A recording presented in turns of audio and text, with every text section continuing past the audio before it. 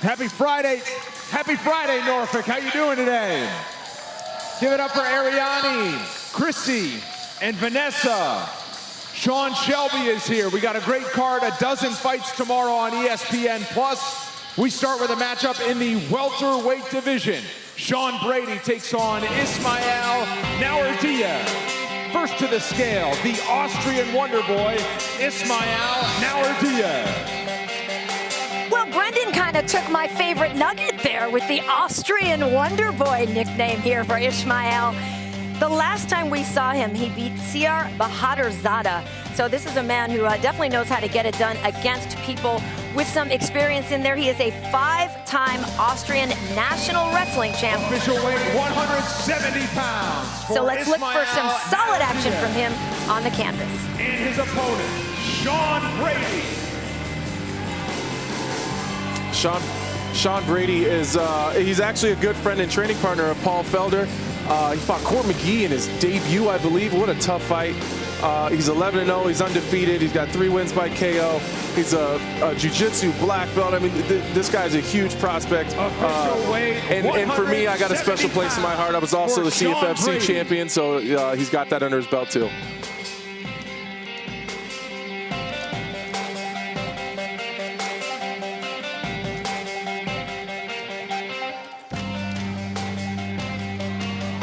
Up next, we are in the featherweight division. Alon Cruz takes on Spike Carlisle. First to the scale, the Alpha Ginger, Spike Carlisle. The Alpha Ginger, Spike Carlisle.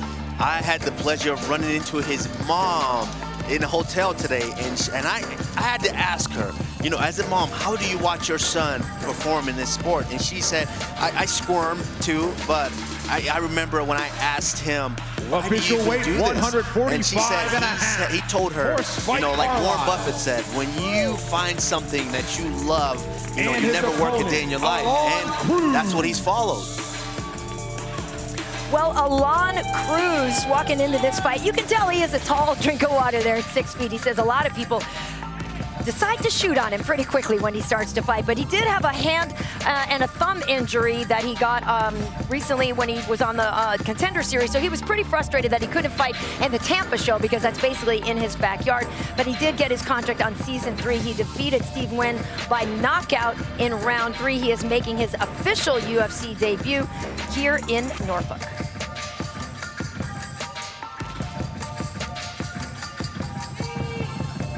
Official weight 145.5 for Alon Cruz.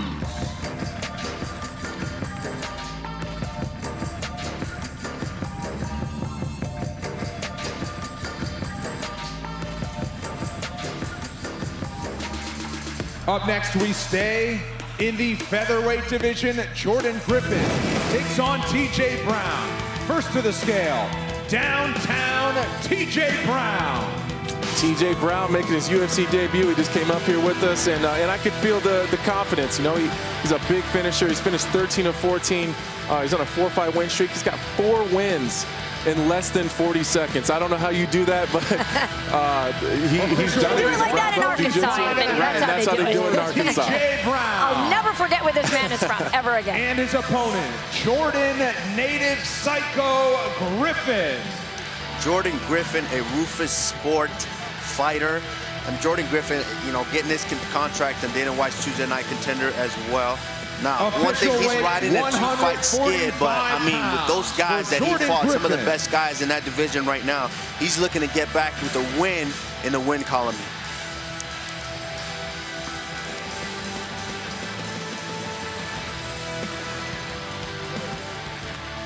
Up next, we're in the lightweight division. Luis Pena takes on Steve Garcia. First to the scale, Steve Mean Machine Garcia.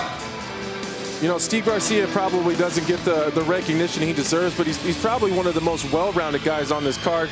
He was undefeated as an amateur. You know, he's got grappling accolades. He was a kickboxing champion. He's on a 4-5 win streak. He's finished 8 of 11. You know me, I like finishes. So I think this is going to be a better fight than some people are giving it credit for. Official weight 155 pounds for Steve Garcia. And his opponent, Luis Violent Bob Ross Pena. Luis Pena, Violent Bob Ross, a man we all got to know on The Ultimate Fighter. Now, Violent Bob Ross has changed camps. He is now training out of AKA in Florida. I'm sorry, ATT. He left AKA. He went to ATT because he said AKA was too expensive, not because he didn't love DC and Duran and all the guys up there. He said San Jose was just too expensive for me. He's down at ATT now. He's able to live in the dorms, get some different coaching. So I'm actually expecting to see a little bit of a different Luis Pena this time under the tutelage of some new coaches.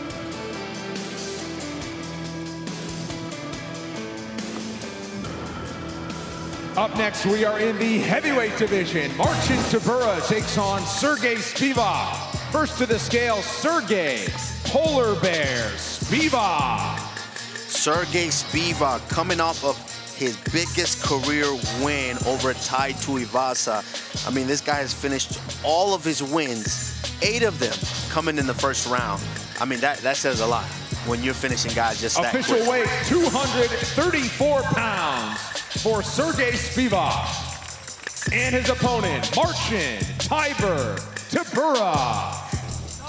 Marcin Tybura is probably one of my favorite heavyweights, to be honest with you. I love the way he fights. I really became a huge fan of his when he fought Derek Lewis. He's got 9 first-round finishes, and he's had a little bit of a rough patch. He's trying to come back after 2 losses. For Marcin Tybura. And we'll see how he does.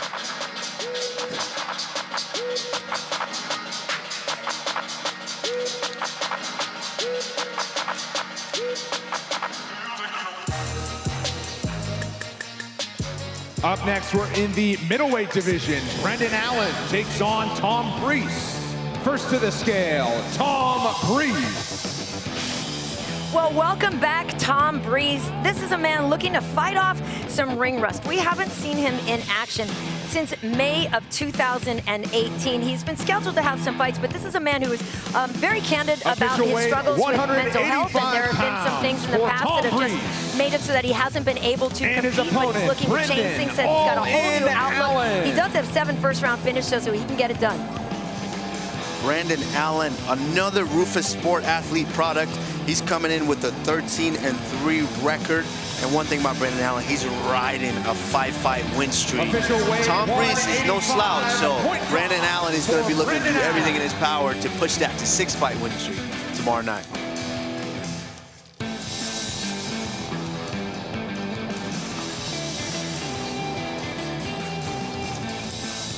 Our featured prelim is in the Bantamweight division. Gabriel Silva takes on Kyler Phillips. First to the scale, Kyler, the Matrix Phillips. Yeah, Kyler Phillips is making his debut. He's got 4 wins by KO.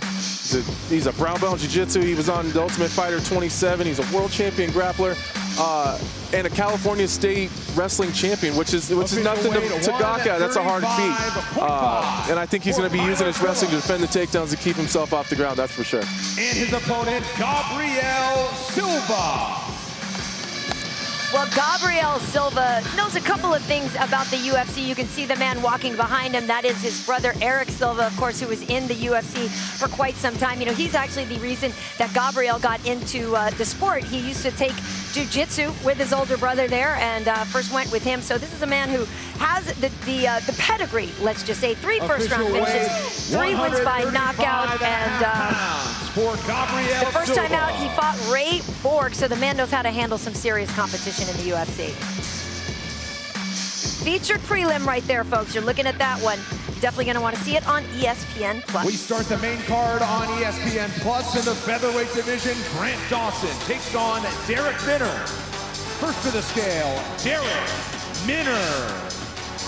Derek Minner taking this fight on short notice, 10 days notice, no problem. He was able to come in, make the weight, no problem. And one thing about this guy, he has more first-round finishes than I have fights total, with 20 first-round finishes. And his opponent, Grant KGD Dawson. Grant Dawson, he did come in a little bit overweight. You know, this is one of my teammates, but there's no excuses there. You got to make weight. These 2 guys know each other. They're both from Nebraska. Obviously, I got a connection to both of them. So this is a fight that should have happened on the regional scene. They know they've watched each other fight.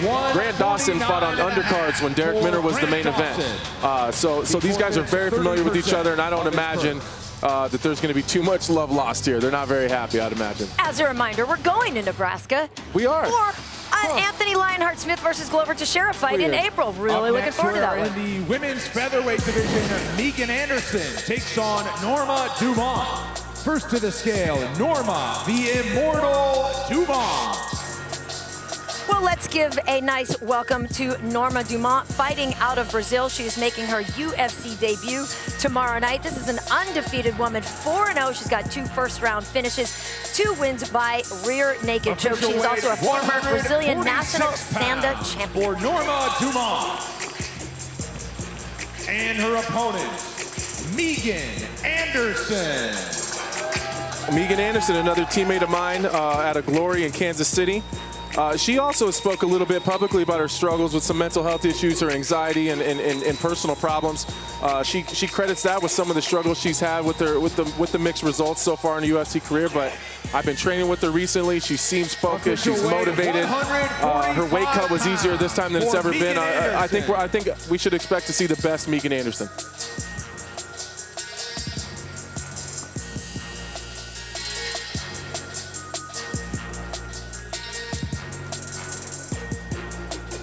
Next up, we are in the light heavyweight division. Iwan Kutelaba takes on Magomed Ankalaev.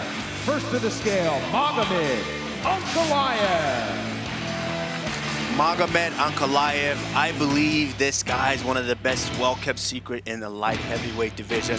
I mean, his striking is just amazing. He's able to mix it up so well, and his one lone loss came in a fight that I'm sure he learned a lot of lessons from, that you don't let up, you finish a fight completely all the way through. But man, I'm excited and I can't wait to see him fight tomorrow night. Well, he'll be facing Iwan Kutelaba out of Moldova. I have to say, I miss the green Hulk paint that he used to come in with, but this is a man definitely on a mission. The last time we saw him, I mentioned this a few moments ago, absolutely blasted Khalil Roundtree, got a finish in the first round. Prior to that, he was submitted by Glover Teixeira, Anthony, so look out for that when you fight Glover. But look at these two ready to rock here in the light heavyweight division, which, to be honest, I think is going through a bit of a renaissance right now. A lot of great fighters in this division coming up, so these two looking to put on a show.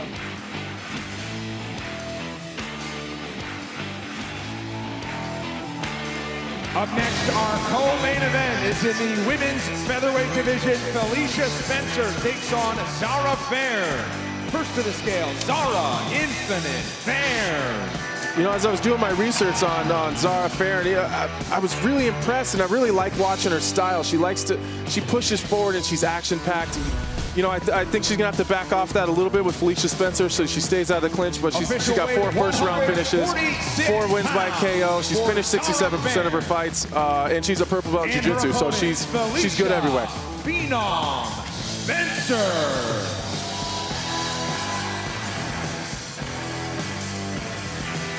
Felicia Spencer. Now, the last time we saw this woman, she was in action against Cyborg. Now, Cyborg is a woman who dominates a lot of people. She went the distance with her, so that is definitely a victory in and of itself. But the first time we saw her, she submitted Megan Anderson, who is also on this card. Megan beat Zara, so if we look at the MMA math, which Felicia does not, you would think that she has the edge in this fight, but Felicia definitely has a good head on her shoulders, not looking past her opponent there. A woman who is very good on the ground, so it should be a fun fight. And now it is time to take a closer look at the 2 men involved in tomorrow night's main event. So here is perennial flyweight contender Joseph Benavidez. This is still one of the best fighters on this roster to have never realized a UFC championship. I've been fighting now professionally going on 14 years, and I've had a very successful career already. Once he gets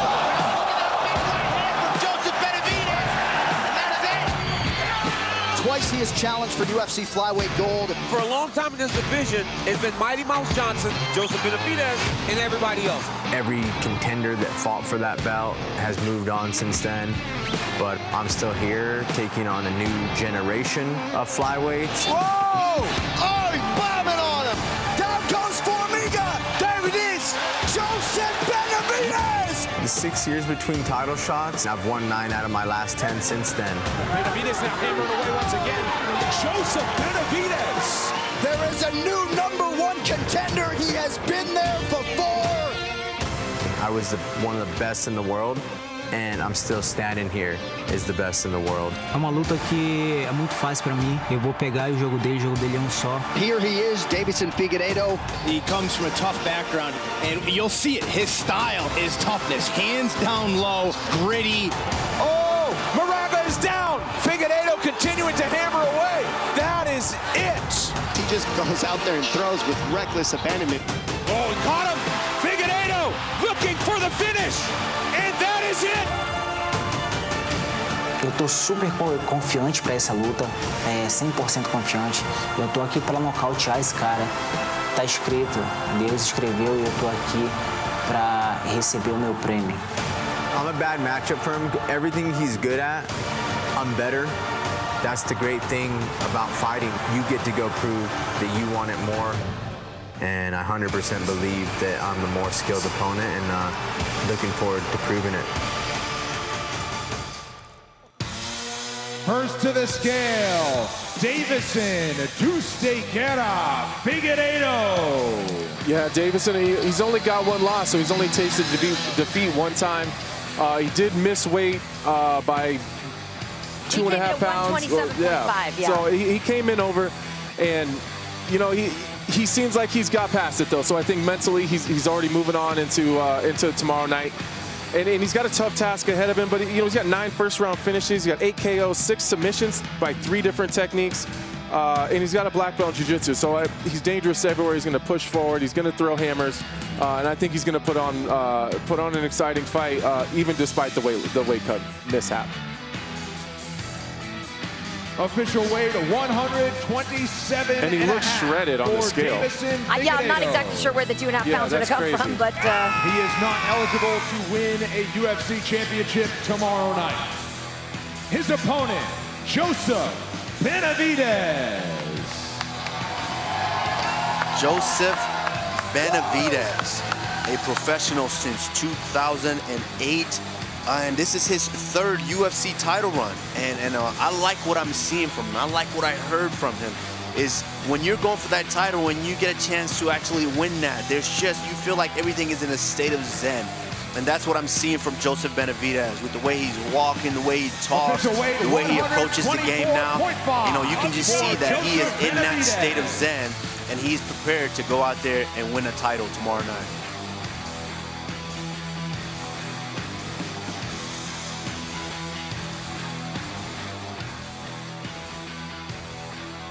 A quick word with Deiveson Figueiredo in your first UFC main event. What are your thoughts ahead of tomorrow's fight? No primeiro main event no UFC. Galera, eu tô preparado para bater nesse cara amanhã. Eu tô aqui, eu devo isso a vocês. Eu não bater peso aqui no evento, é a primeira vez que aconteceu isso comigo. Eu sempre fui profissional e nunca faltei de respeito ao evento. Mas, infelizmente, aconteceu. E estou devendo um show da noite amanhã para vocês. Eu vou nocautear esse cara. You know, I always was professional. This happened and not get the weight. But tomorrow I'm going to knock out him out. I'm going to submit him. I own this for the people. Because you guys deserve see a great fight tomorrow. Tomorrow is going to be an unbelievable fight. I'm focused to knock out Benavidez out. Or submit him. You guys not miss him, because this is gonna be the fight of the night. You can write down, Benavidez is gonna be a knockout tomorrow. It's gonna be a war in the octagon. I own this for you guys. What in the ESPN? Deiveson Figueiredo, everybody. A word with Joe Benavidez. You fought for this title before. Your thoughts ahead of fighting for it again tomorrow? Feeling good. Everything feels just like it's supposed to. Like you guys mentioned, the guy missed weight.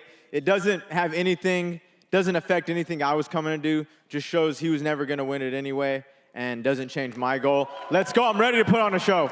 Joseph Benavidez, everybody. Thanks for coming out. We'll see you right back here. All right, well, there we have it, folks. If you're ESPN+. curious, Waleed Ismail is the man who is the interpreter for Davison